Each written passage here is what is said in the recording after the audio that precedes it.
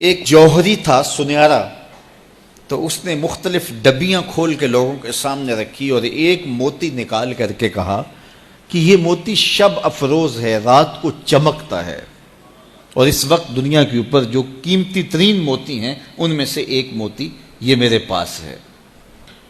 خیر اس نے اپنا سامان سمیٹا تو اس مجلس میں ایک چور بھی بیٹھا ہوا تھا، اس کے دل میں لالچ آ گئی، تو اس نے اس جوہری سے کہا کہ جناب کہاں کے ارادے ہیں؟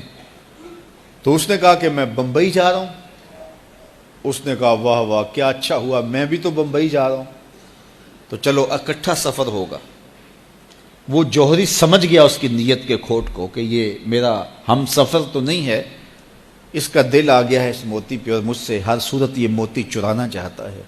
لیکن وہ بھی بڑا سمجھدار تھا، اس نے کہا آ جائیے کوئی بات نہیں۔ سفر چلتا رہا، رات ہوئی، جب سامان اتارا اور سونے کی تیاری کی تو وہ جو اس نیت سے ساتھ ہم سفر بنا تھا اس نے بھی اپنی قمیض اتار کے لٹکا دی، اور اس جوہری نے بھی۔ اس جوہری نے یوں کیا کہ نظر بچا کے وہ ڈبیا قیمتی موتی والی نکال کر کے اس کی جیب میں ڈال دے اور خود بے فکر ہو کے سو گیا۔ جب یہ خراٹے لینے لگا تو چور اٹھا، اس کا سامان ٹٹولا، اس کی جیبیں دیکھیں، سارا دیکھتا رہا۔ خیر دن چڑھ گیا، جوہری اٹھا، اس نے نظر بچا کر کے اس کی جیب میں ہاتھ ڈال کر کے وہ موتی اپنی جیب میں ڈال لیا۔ صبح جب ناشتے پہ بیٹھے تو اس چور نے باتوں ہی باتوں میں بات کی، وہ آپ کے موتی کی چمک شمک نظر نہیں آئی رات کو؟ تو وہ ہنس کے کہنے لگا نہیں میرے پاس ہی تو تھا، اور جیب سے نکال کے سامنے رکھ دیا۔ دل ہی دل میں بڑا حیرت زدہ ہوا، میں نے تو سارا ٹٹولا، یہ اگر کہیں تھا تو مجھے کیوں نہیں ملا؟ چلو آج صحیح۔ اگلا دن آیا تو پھر اس نے قمیض اتار کے رکھی اور اس نے نظر بچا کے اس کی قمیض میں وہ موتی ڈال دیا اور خود بے فکر ہو کے سو گیا۔ یہ ساری رات اس کے سامان میں، اس کے لباس میں تلاش کرتا رہا اور وہ مزے سے سویا رہا۔ صبح اٹھا اور نظر بچا کے اپنی جیب میں ڈال لیا۔ ناشتے پہ پھر بات کی کہ وہ آج بھی کوئی چمک شمک دکھائی نہیں دی۔ اس نے کہا میرے پاس ہی تھا، جیب میں ہاتھ ڈالا اور سامنے رکھ دیا۔ بڑا حیرت زدہ ہوا، دل ہی دل میں سوچا چلو کل صحیح۔ اس نے پھر ایسے کیا اور یہ ساری رات اس کا سامان ٹٹولتا رہا پوری تفصیل کے ساتھ۔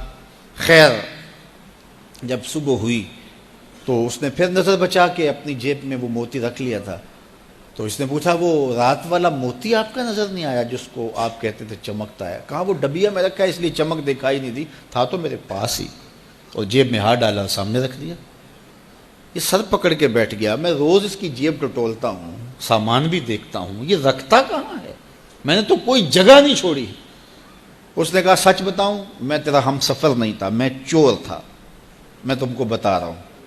اب آپ میرے بھی استاد نکلے، مجھے اتنا بتاؤ کہ یہ موتی آپ رکھتے کہاں تھے؟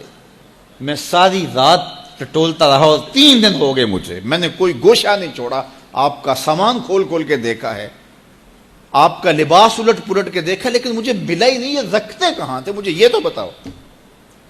اس نے کہا لوگوں کی جیب میں ٹٹولتے رہے، اپنی جیب میں ہاتھ ہی نہیں ڈالا۔ بلے شاہ اڈ دیاں پھڑنے، جڑا گھر بیٹھا ہے انہوں پڑھیا ہی نہیں۔ وَفِي أَنفُسِكُمْ أَفَلَا تُبْصِرُونَ، کہا تم کہاں اسے ڈھونڈ رہے ہو، ذرا اندر بھی اتر کے دیکھو، اندر اترو گے تو اس کا سراغ مل جائے گا۔ نہ مسجد وچ نہ مندر وچ، لب یار نو اپنے اندر وچ۔ جب اپنے اندر اترو گے تو پھر سراغ زندگی نصیب ہو جائے گا، عرفان ذات ہوگا تو پھر عرفان الہی نصیب ہوگا۔ لیکن ہم دائیں بائیں ڈھونڈنے نکلے لیکن اپنے اندر اتر کے نہ دیکھا۔ تو سراغ زندگی ملتا ہی تب ہے جب اس کی چوکھٹ پہ جھکنا بندہ سیکھ جاتا۔ تو اس کی چوکھٹ پہ جھک کر کے زندگی کی سربلندی حاصل کیجئے اور مقصد زندگی حاصل کیجئے۔